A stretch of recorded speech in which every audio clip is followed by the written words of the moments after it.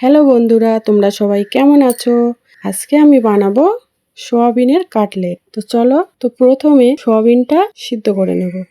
সিদ্ধ করে নেওয়ার পর একটা চপারে দিয়ে দেব। চপারে চপ করে নেব। তারপরে একটা প্যানে অল্প একটু তেল দিয়ে সোয়াবিনটা একটু হালকা ফ্রাই করে নেব। তারপর সিদ্ধ করে রেখেছিলাম আলু, সেটা গ্রেট করে নেব।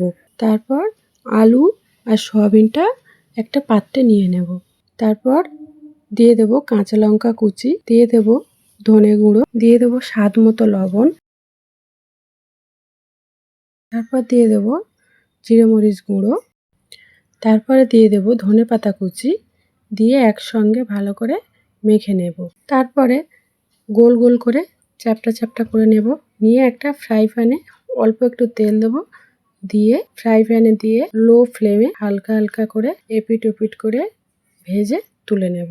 তো এবারে আমি উল্টে দিলাম। উল্টে দিয়ে নামিয়ে পরিবেশন করুন। আপনারা যারা নতুন আছেন এই চ্যানেলে প্লিজ সাবস্ক্রাইব করবেন পরবর্তী ভিডিও দেখার জন্য।